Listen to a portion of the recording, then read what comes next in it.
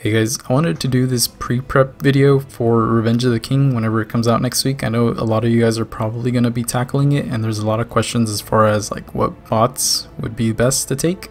And I have a slight idea as far as like who to take, who would be really good, so we're going to go over that real quick. But just to cover the basics, if some of you guys haven't ran the first Revenge, or yeah, wait, ROK, sorry, Rulers of Chaos, I'm thinking Revenge now, Revenge of the King. So if some of you haven't ran ROK, of course you're going to have to complete that first before you can attempt the Revenge of the King. And some of the basics that I suggest for some of the new players, or some people that haven't been doing this, is every now and then you'll get these those boost crystals, from the raid store. And I suggest picking them up and just saving them in your stash whenever you're going to, need them. And I suggest just using them for missions that are extremely difficult. Some of you guys might find expert difficult, so using them there would be really good. Another thing is to hoard them for like ROK or Revenge of the King. So using them there would be really good. The things that are the best to come out of that are of course the tier 1 damage boost, which increases the attack rating of all your bots by 10%, and the health boost, so the tier 1 increases it by 15%. Both of those are really good. They only last 15 minutes though, which should be enough to carry you through a fight, maybe through 2. And the tier 2 ones last 45 minutes. I don't know what the percentage is on the tier 2 damage boost. I don't think I've gotten one, or if I have, I might have used it already and I don't remember. But yeah, I suggest you guys saving those up. And another thing to save are these free 4-hour crystals. Those are going to come in handy really nice, just because you can get revives out of those, and the revives are actually pretty expensive. If you go to the store, if you check out the revives under repair kits tab, scroll down, a tier 1 revive kit costs 35 energon, and some of us spent quite a bit on the first ROK, and just on revives alone they can get pretty expensive. And then of course you have to buy the repair kits, so having a lot of those 4-hour crystals saved up and then just, getting those revives are going to come in handy really good and probably save you quite a bit of energon. So I suggest you guys, start hoarding them up. I think I opened up like 300 of them in my first ROK video, and I got like, like 10 revives out of it. So it's weird odds, but it's better than nothing, so I suggest you guys start saving those up. So let's move on to what that Jurassic Spark Mod is going to be. So we read this yesterday, or the day before, I don't remember.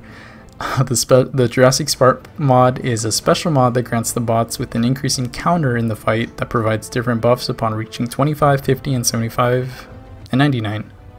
But playing aggressively is going to help here, because you can remove 1 stack of that counter by delivering 500 damage to your opponent, 25 stacks melee fury, which I'm assuming is increased melee damage, 50 stacks will be projectile speed and damage, 75 stacks will be special 3s unlocked, and 99 stacks is going to be run and duck for cover, because your opponent is enraged. They have all the above buffs plus power gain, and they'll become unstoppable.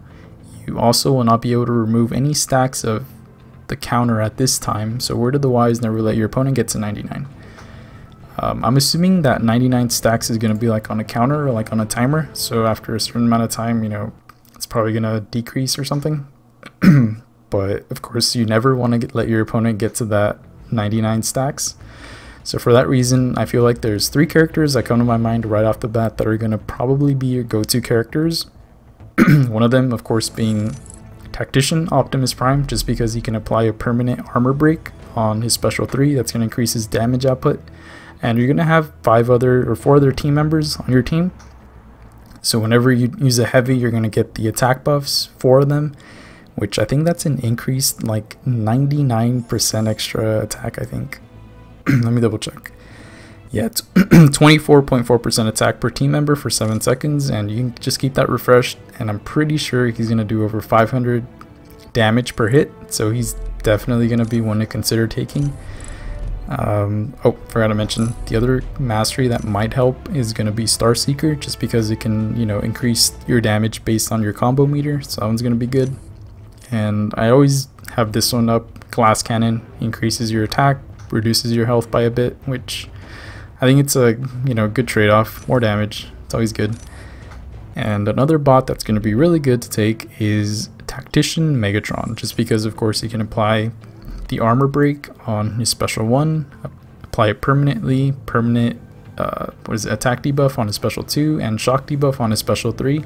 Plus you can keep adding multiple armor breaks, I think up to 3, and just keep them refreshed with like a 5-hit combo. So he's going to be able to do over 500 damage for sure, so he's another one to consider.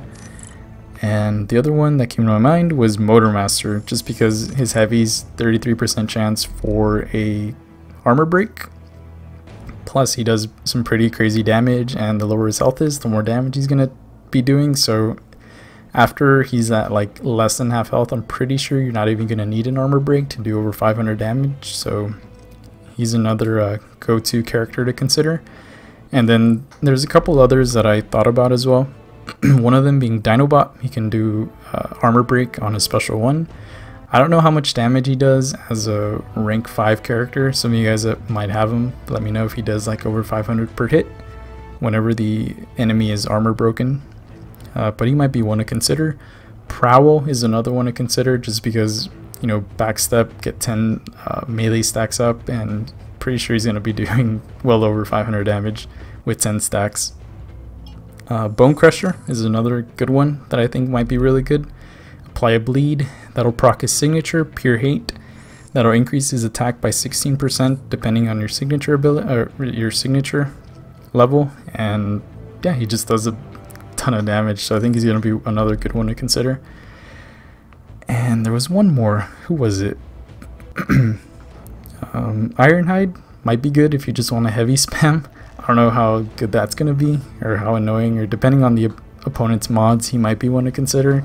Heavy spam always does well over 1,000 damage for me, so he's a good one for that.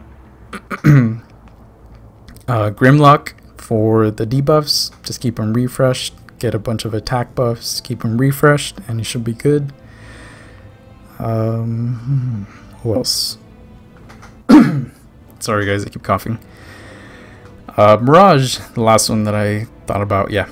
So Mirage, use a special 3, start dodging a bunch of attacks, get up to like over 10 stacks, I think you should be fine. You can probably get up to like 20 and do like well over 1,000 damage per hit. So he's definitely the dark horse of like the techs. He's one that's been a little bit under the radar, but he's extremely good. And I feel like he's going to be one that's definitely going to shine as far as not letting the opponent get any counters. As soon as you get the special 3, get a bunch of attack buffs, and you're gonna be fine. But I feel like that's probably gonna be like the go-to squad. For me, it's more than likely gonna be my Optimus Prime, Kickback, Motormaster, Windblade, and Ratchet. So I feel like that's the team I'm gonna use. I don't know if I'm gonna tackle it like right off the bat on day 1. I might wait a little bit just to see like what the bots are gonna be. Have some other guy be like the guinea pig or something.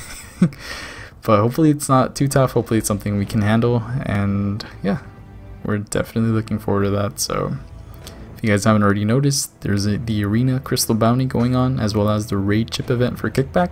Get going on those. Any 4-star that you open up, regardless if it's duped or not, you're gonna get 500 5-star bot crystal shards, and it should be 20. If you open up 20 4-star crystals, that's going to equal 1 5-star bot, which is something to consider. But yeah, looking forward to this. Let me know what you guys think of this little prep thing, pre-prep. Sorry, we'll do another prep video once we know like what we're going up against and what mods each one of the characters are going to have, aside from the Jurassic mod. So yeah, let me know who you guys think are the go-to characters. And I don't know why, every now and then like my bot's ratings change, and this happens often, and then it changes the portrait picture on my character to Windblade, and then I have to reboot the game just because I hate it. So yeah, but yeah, let me know who you guys think are definitely going to be like the top hitters, the best characters to take, those that are going to do over 500 damage. Let me know if I missed any one of them. So yeah, let me know your thoughts, guys. Thanks for watching, and I'll see you next time.